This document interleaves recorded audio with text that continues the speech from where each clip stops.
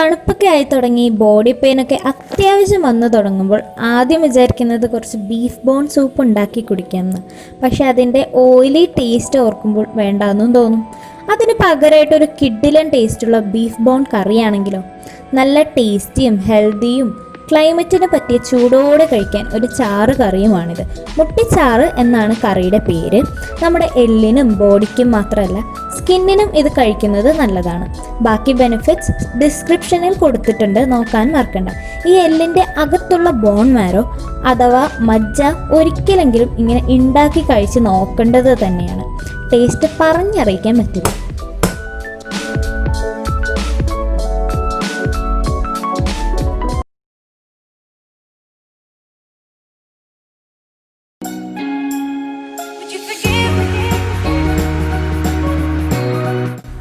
So ഇന്നത്തെ recipe ഒരു traditional ഡിഷാണ്. ഇവിടെ എറണാകുളത്ത് ലാറ്റിൻ സിറിയൻ ക്രിസ്ത്യൻ കല്യാണങ്ങൾക്ക് തലേന്ന് വിളമ്പുന്ന ഒരു ഡിഷാണിത്. ഇതിന്റെ സ്പെഷ്യാലിറ്റി എന്ന് പറഞ്ഞു കഴിഞ്ഞാൽ നമ്മളിപ്പോൾ ബീഫൊക്കെ വെട്ടുമ്പോൾ ബീഫ് വെട്ടി കഴിഞ്ഞിട്ട് ആ മീറ്റ് നമ്മൾ ബിരിയാണിക്കായിരിക്കും യൂസ് ചെയ്യുക. അത് കഴിഞ്ഞിട്ട് കിട്ടുന്ന എല്ല് വെച്ചിട്ടുള്ളൊരു റെസിപ്പിയാണിത്. അപ്പോൾ ഈ റെസിപ്പി അധികം പേര് ഇവിടെ ഇപ്പോഴും ചെയ്യുന്നില്ല. അപ്പോൾ എങ്ങനെയാണ് ഉണ്ടാക്കുന്നതെന്ന് നമുക്ക് നോക്കാം. ഞാനിവിടെ കുറച്ച് മീറ്റോട് കൂടിയ റിബ്സും ജോയിൻസും ആണ് എടുക്കുന്നത്. ഇനി ഇതിലേക്ക് ഇഞ്ചി ചതച്ചത്, പച്ചമുളക്, വേപ്പില, ഉപ്പ്, മഞ്ഞൾപ്പൊടി, ഗരം മസാല എന്നിവ ഇട്ട് കുക്കറിൽ ഒരു വിസിൽ കഴിഞ്ഞ് 20 to 25 മിനിറ്റ്സ് വരെ വേവിക്കാം.